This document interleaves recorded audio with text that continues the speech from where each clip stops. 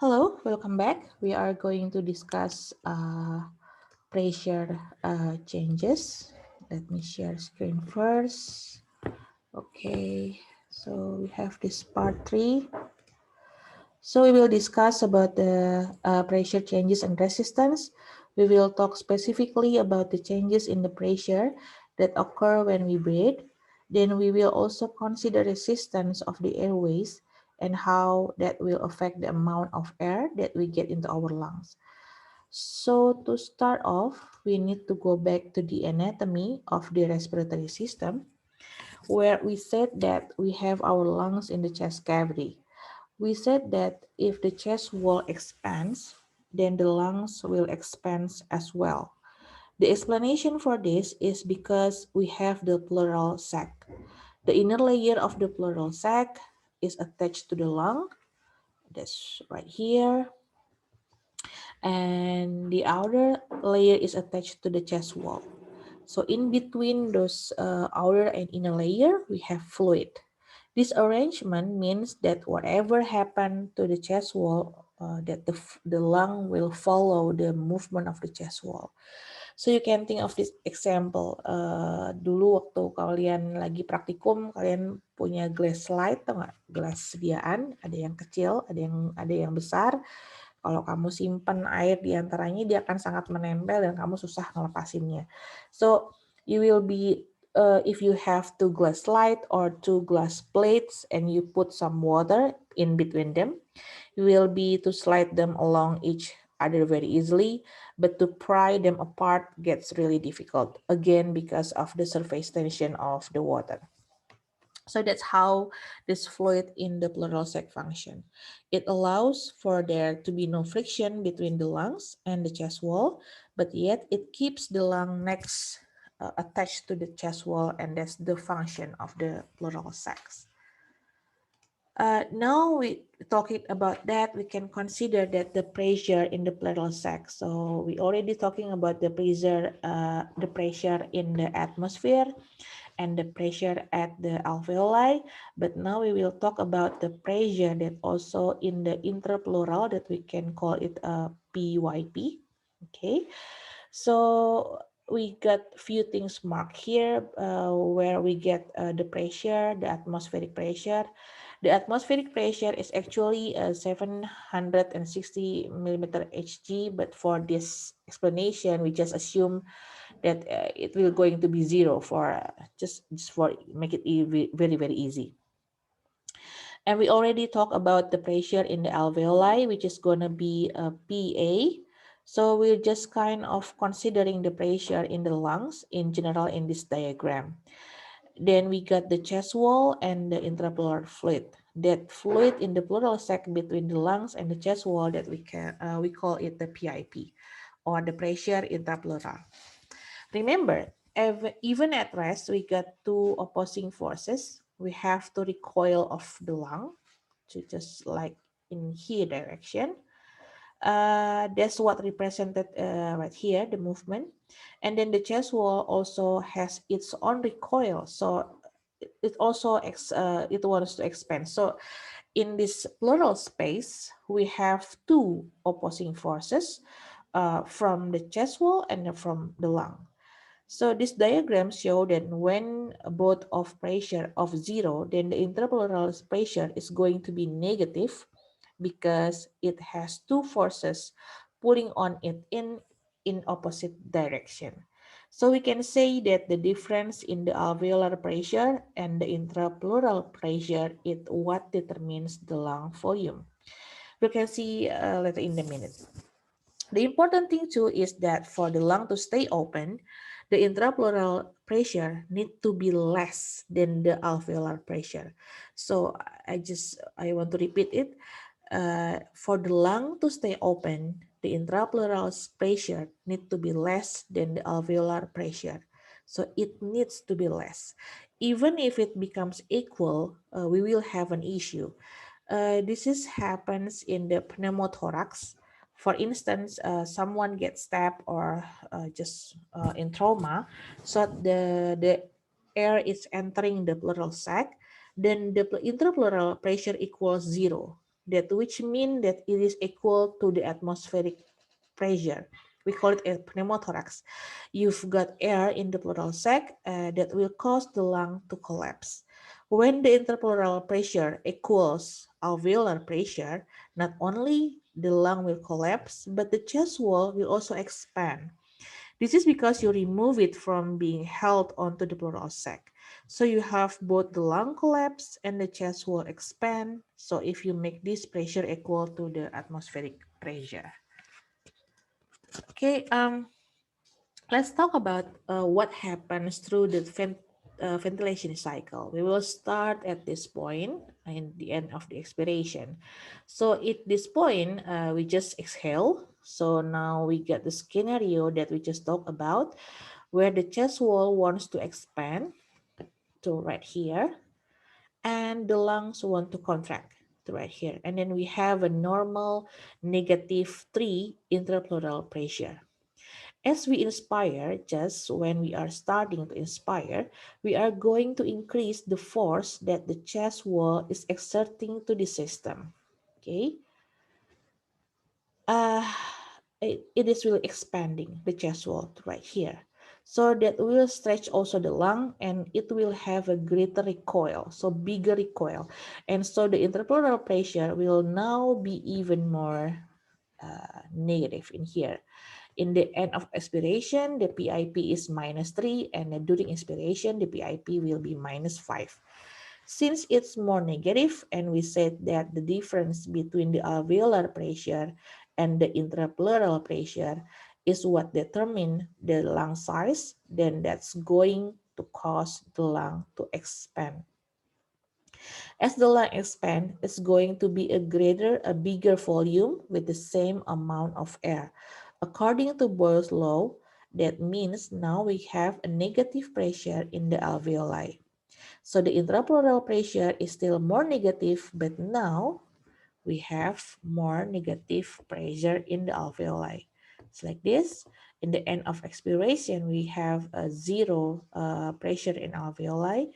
During inspiration, when the air is just when the chest will expand and the lung to expand, and it will cause a negative pressure in the alveoli, and it means that the air from the atmosphere is just come in into the lung. So that means we will have airflow because the difference in the alveolar pressure and the atmospheric pressure determines the direction in airflow. Okay. So in this step, at the end of inspiration, now we have made the chest wall even greater. The recoil is this kind of, okay. Our intrapleural pressure is even more negative, and our recoil of the lungs is even larger now than the chest wall. Okay, so the lungs want to go back, right? So our intrapleural pressure is even more negative. Our recoil of the lungs is even bigger. So now we have an increase even more the volume of the lung. At the end of inspiration, after just a split second, then we will have equilibrated between the alveolar pressure and the atmospheric pressure. So in between breath, we have equilibrium between the pressure in the alveolar and atmosphere. It will be just the same of zero, right? Then we will start to expire, to exhale, because it's already the same. So the air will just start to come out. This occurs when we relax the diaphragm. So the when between the end of inspiration and during expiration, what happened? The diaphragm will relax. That means that the force that the chest will produce to expand now is greatly reduced. Here is really greatly reduced. And so our interpleural pressure will be less negative. Our lung will be smaller now since we got some amount of air in the smaller space. This pressure has increased in the alveoli, and it means air will flow out to the atmosphere. That's going to continue to happen till we get to the end of expiration. Now we're back to where we start from. When intrapleural pressure is negative, but that negative, so our lung size is not that large. So to make it more clear, I will show you this. This is about the uh, a very simple lung model. So in the yellow balloon, we can see this is a lung, and then in the rubber, in the membrane below, it just show you about the intrapleural space. Okay, so it demonstrated a lot of principle that we've been talking about in terms of the pressure that are occurring and changing during the breathing. So the yellow balloon is going to represent the lung. The air in the canister represent the intrapleural space. If I pull on this latex at the bottom, then I'm going to make the volume inside the canister larger. This will decrease the pressure in the intrapleural space, which occurs during inhalation, and it's going to expand the lung. So as I make the air chamber larger, then the pressure will decrease.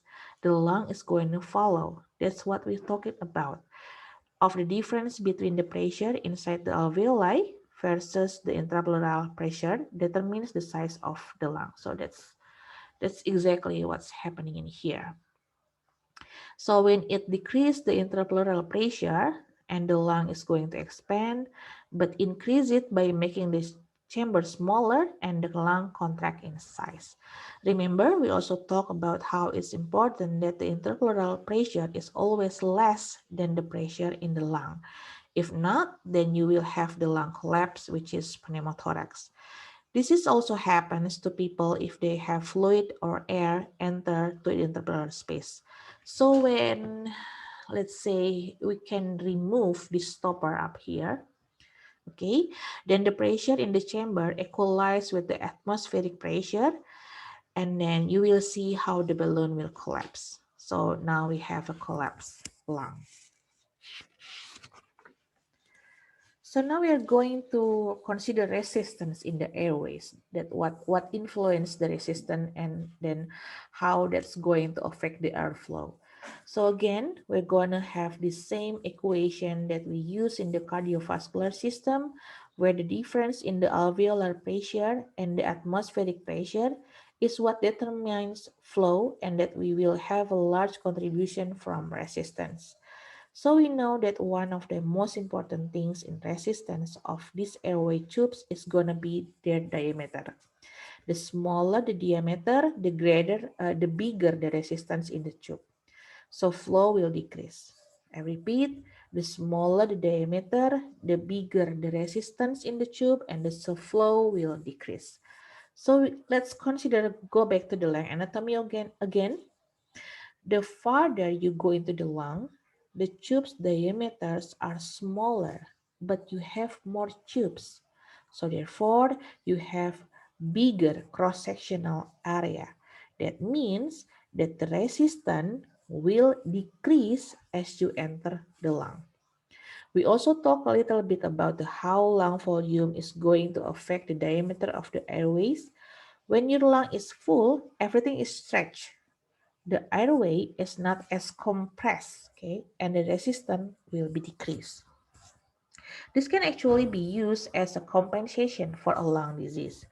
If it is hard to exhale, such as in the obstructive lung disease, then you can kind of breathe at the bigger lung capacity. This means your lungs are more inflated even when you're exhaling. It can be compensation for certain lung disease. As within the circulatory system, we're going to be able to control the diameter. Particularly in this system is on the bronchioles, that have a lot of smooth muscle. This smooth muscle enables us to control the airflow. This is going to be contrast with the circulatory system, where sympathetic stimulation causes the relaxation of the bronchioli. So this will make sense when you're doing fight or flight. You want to, get air into your lungs, so you want to make them open.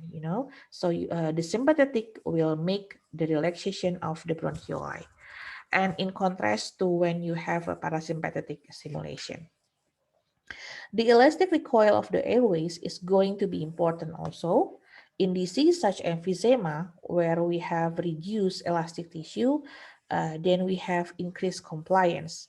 But decreased recoil can affect flow. Since you got less recoil by the lung, that means that intrapleural pressure will be less negative. So you got less one of those forces that is making it negative. Therefore, the airway diameter will be smaller and the resistance will be higher. So if you don't have that recoil, then that can affect the airways also. That's what we are going to be talking about right now. This is a particularly prominent when you're really trying to force the air out quickly. So for instance, you are trying to exercise and then you want to get the air out quickly and then quickly inhale. This is called a forced exhalation. Force the air out quickly. In a normal person, that will cause the intrapleural pressure to become positive because you're really squeezing that pleural sac, right? However, it's still less than the alveolar pressure, so it's okay. We're not going to collapse the lung. But then we've got a good lung recoil. So the lung is going to really contract or get smaller, which is going to make that pressure increase. Then the air move out the respiratory system. The air pressure will drop because of the resistance of the tube. The thing that would be worrisome is you want to make sure that the pressure in the tube, like in here, at least equal or bigger than the intrapleural space, right? So otherwise the tube will collapse. So you want to maintain the bigger pressure within the tube rather than in the intrapleural pressure. Okay, otherwise the tube will collapse. So here, when the air pressure finally gets when you just move out the air, it will decrease, right, the pressure. But when the pressure is more or less than intrapleural pressure, it already in the cartilage part of the airway, so it won't collapse. So this is why we have these structural components in the trachea and bronchi. But in contrast to obstructive lung disease like emphysema, we are lost some of our recoil. So that even though we have a high intrapleural pressure, because the lung has recoiling less and is getting smaller, less efficiently, you produce a smaller alveolar pressure. So it's closer to intrapleural pressure. And then we often are going to have an increased resistance in the airway so that we can also more rapid drop in the pressure as air flows out. In this case, we're seeing is we have this spot right here where we got the pressure inside the airway is just less than intrapleural space. It happens to be in the portion in the system that doesn't have cartilage. So what the means that we're going to have a compression in this part of the spot that will collapse because this pressure is less than the intrapleural pressure. So we'll get to this state when we'll have dynamic compression where the pressure will build up and open it, but then it will fall again and we'll have this dynamic process of it opening and closing. Because of all these factors of less recoil on the lung and higher resistance in the airway, that makes the pressure drop more quickly in areas that weren't that in this area is there isn't cartilage. So okay, just wrap it. We can wrap it up. So we're talking about the difference that will determine the airflow and the lung size. That pressure in the atmosphere and the alveoli and the pressure in the interpleural space determine the lung size, and the pressure in the alveoli and the pressure in the atmosphere is determine the airflow.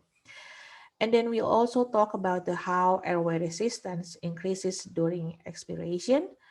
Uh, during forced expiration, when you have intrapleural pressures are going to become positive, small airways can be compressed, especially in this state, and they could even collapse.